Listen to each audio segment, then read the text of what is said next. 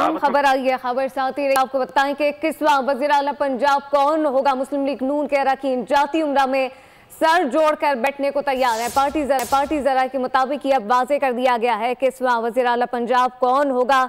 मुस्लिम league नून के अरकान जाती उम्रा में आज सर जोड़ कर बैठ गए हैं। पार्टी कायद नवाज शरीफ की ज़ेर क़यादत होने वाले इजलास में शहबाज शरीफ समेत पार्टी के कोर कमेटी के मेंबरान शरीक हैं, जबकि पंजाब के 21वें वज़ीर आला पंजाब के लिए मुस्लिम लीग नून के उम्मीदवार के नाम पर मुशावरत जारी है। खुर्रम मलिक भी हमारे साथ मौजूद है। खुर्रम, बताइएगा इस अहम खबर के हवाले से क्या अपडेट्स?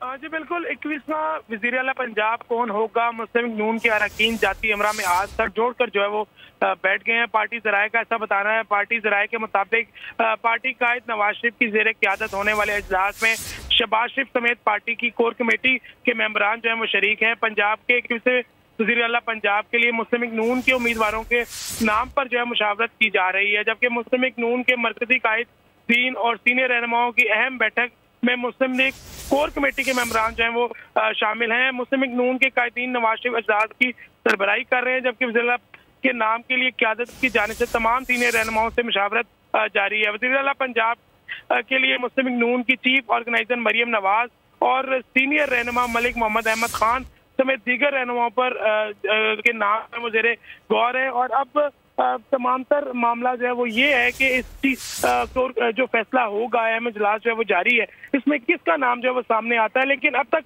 की जो ज़राए के मुताबिक इत्तलात मिल रही है कि चीफ ऑर्गेनाइजर मरियम नवाज को जो है फेवरेट करार दिया जा रहा है वज़ीर आला पंजाब के लिए।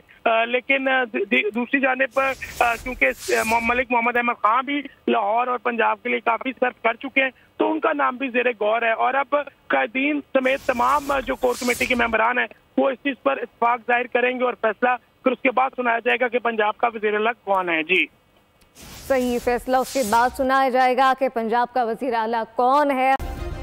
सब्सक्राइब करें और बेल दबाएं ताकि कोई खबर रह न जाए।